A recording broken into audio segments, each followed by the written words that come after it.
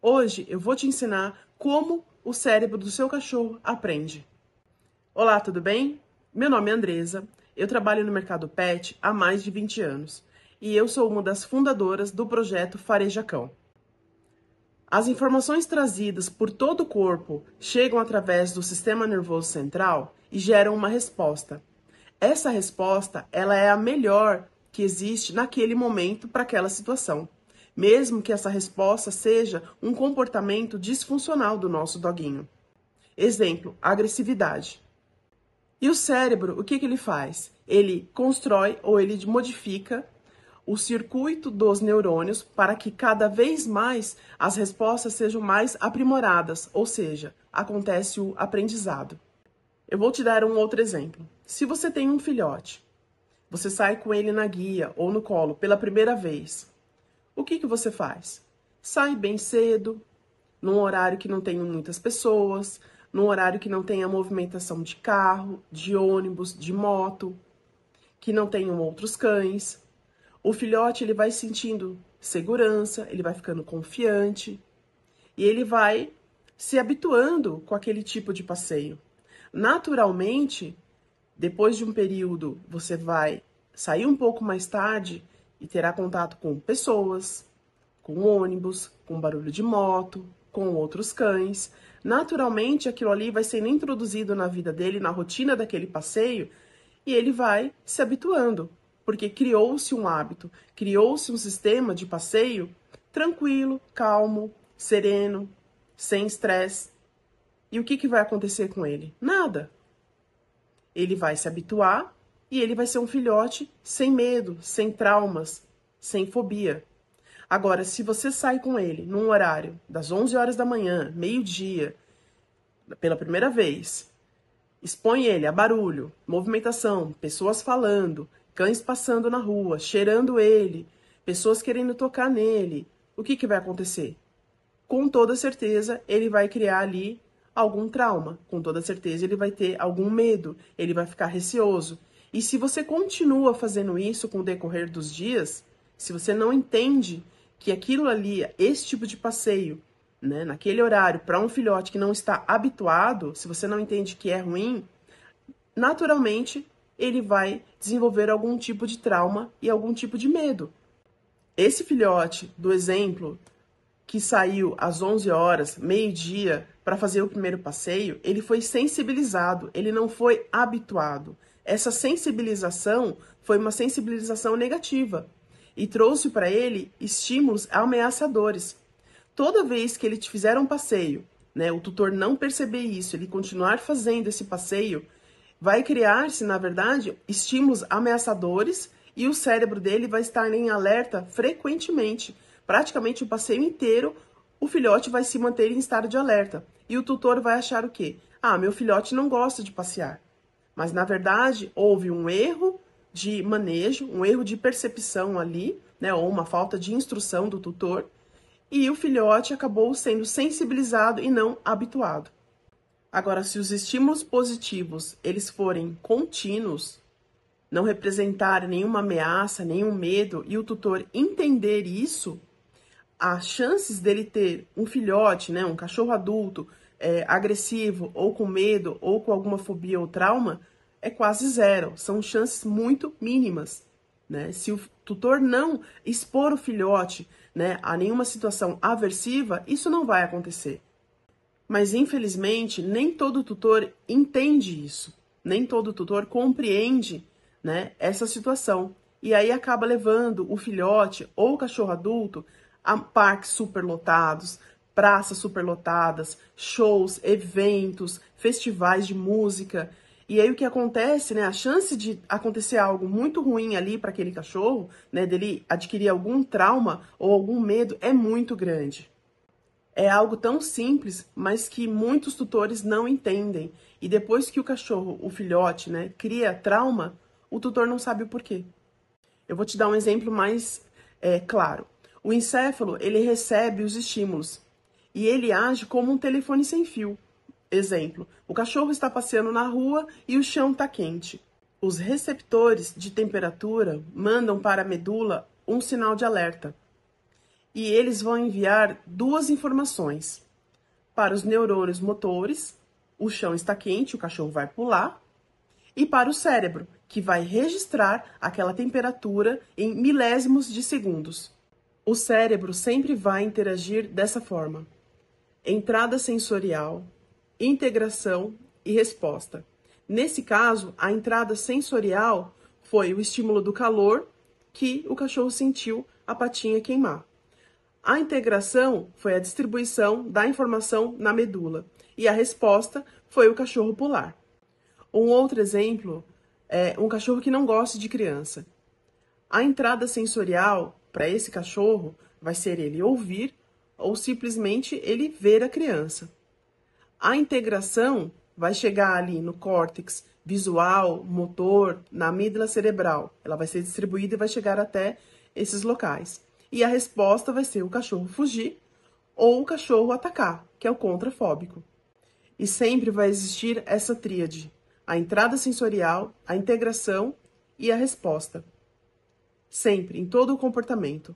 O foco, o nosso trabalho do comportamentalista canino baseado em neurociência é atuar na integração.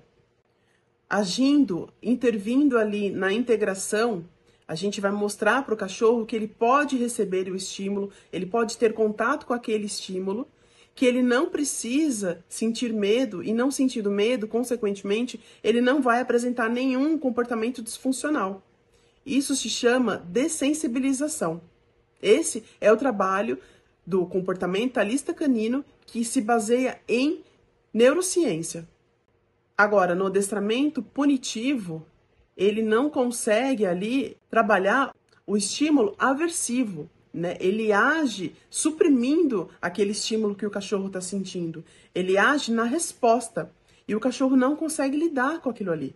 Ele simplesmente é punido e com medo ele acaba não tendo uma reação, mas ele não está conseguindo lidar com aquela situação, com aquele estímulo ameaçador, por exemplo, que ele está recebendo.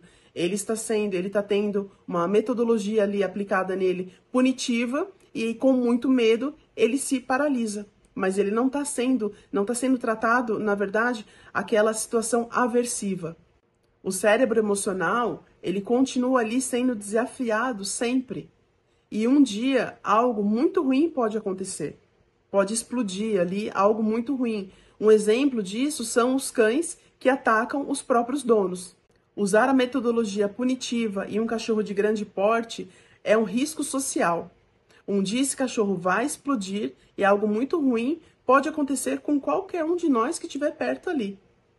A metodologia que deve ser usada, na verdade, a reabilitação que deve ser feita num cachorro de grande porte que já tem esse trauma de um adestramento punitivo, é trabalhar na integração desse cachorro.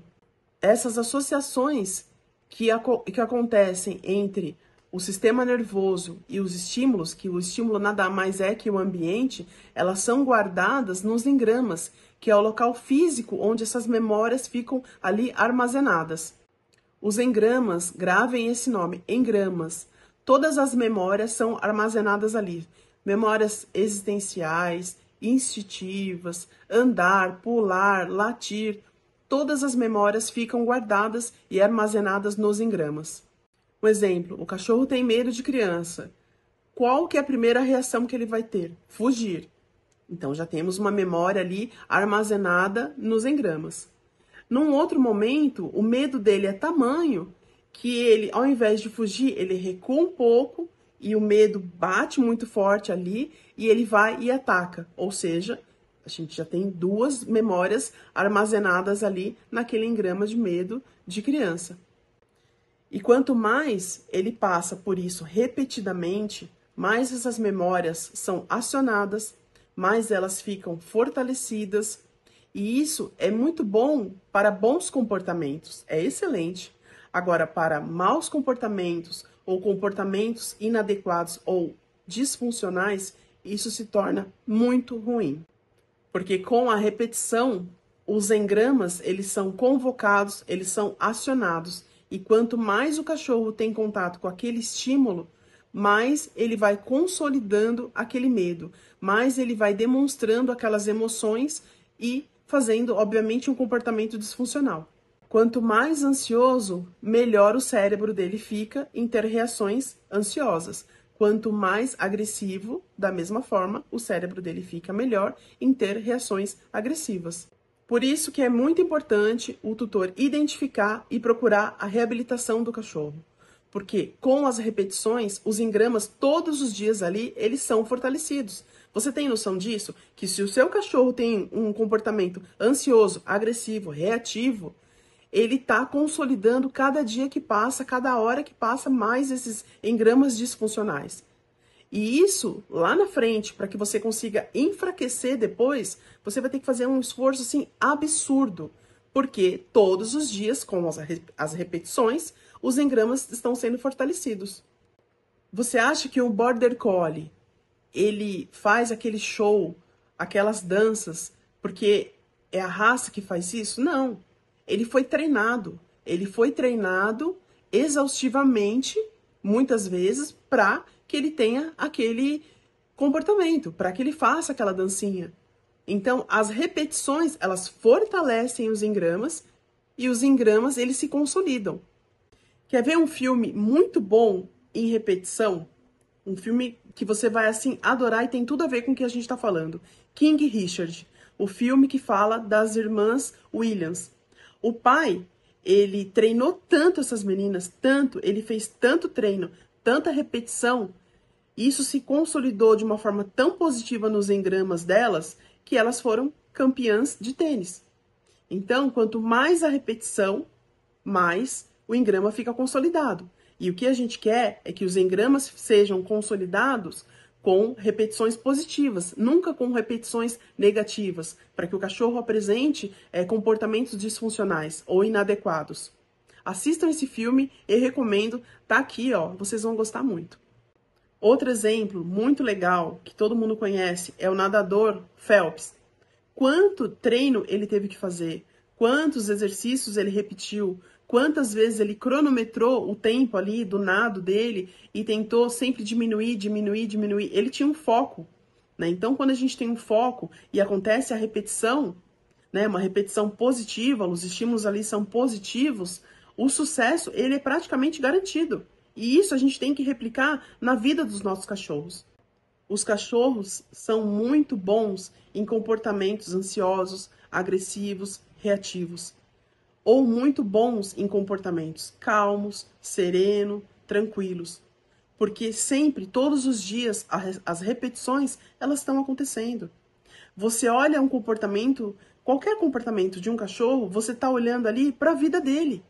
Você está olhando ali para o passado dele, para tudo que aconteceu e que marcou. Todos os engramas ali que estão fortalecidos, ele está te mostrando no comportamento que ele está demonstrando. Por isso que é tão importante, na reabilitação comportamental, você parar de expor o seu cachorro aos estímulos que vão fortalecer esse tipo de engrama disfuncional. É só você parar de expor ele que você vai conseguir enfraquecer esses engramas.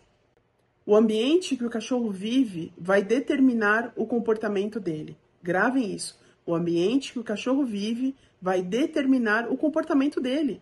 Não vai adiantar o adestrador vir 3 vezes na semana, fazer 40, 50 minutos de treino cada vez, e o ambiente dele não colaborar.